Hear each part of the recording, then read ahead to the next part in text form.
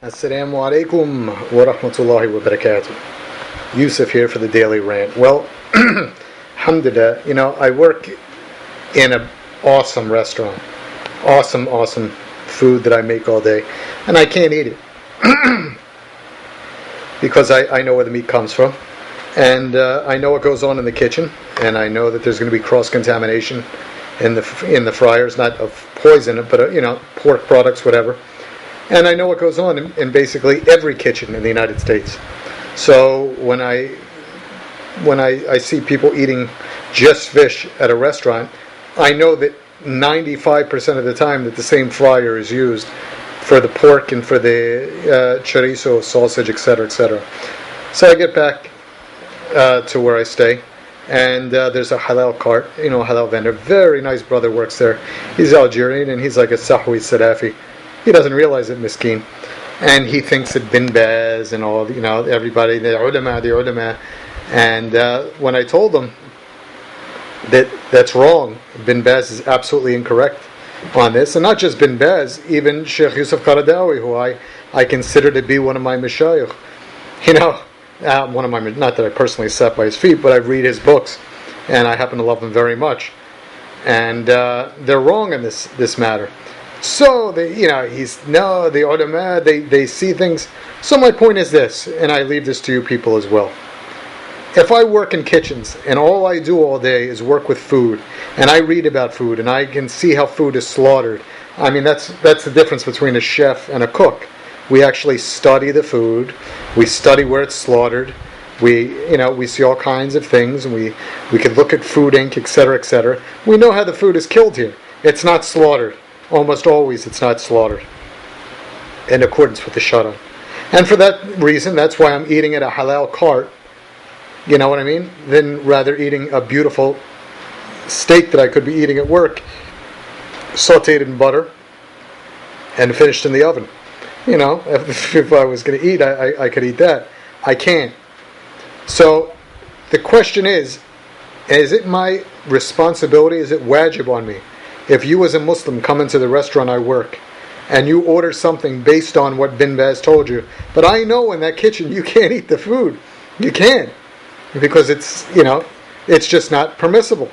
It's been touched. It's the same tongues or whatever that were used. It's a whole bunch of things. Who would you listen to? Would you listen to Bin Baz or would you listen to Yusuf? Because I would listen to Yusuf.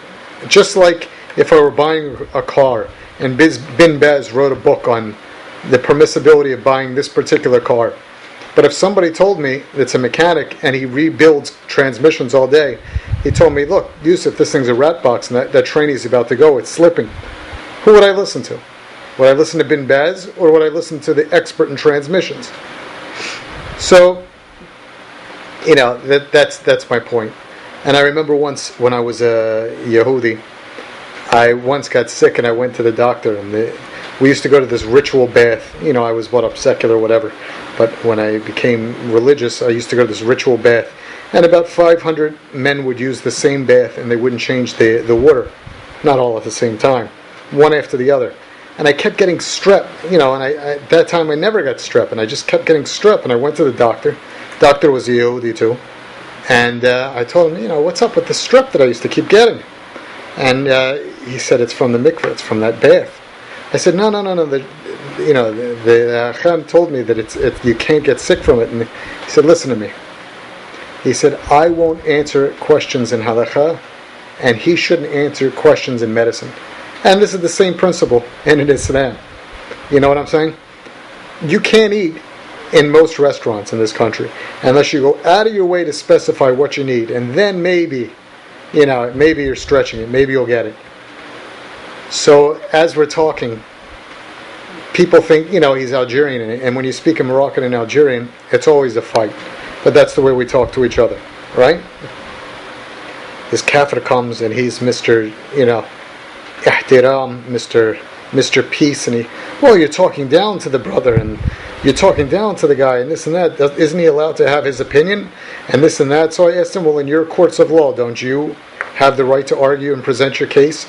And he's talking about, he knows about peace. He fought for peace and instilling peace in many countries. He was in the Navy for 12 years, that son of a bitch. right? Invading other people's sovereignty and teaching me about peace. SubhanAllah, I'm just putting these two things together. First of all, I'm upset to see that people blindly follow scholars, and that, my friends, is taqleed, what this brother does.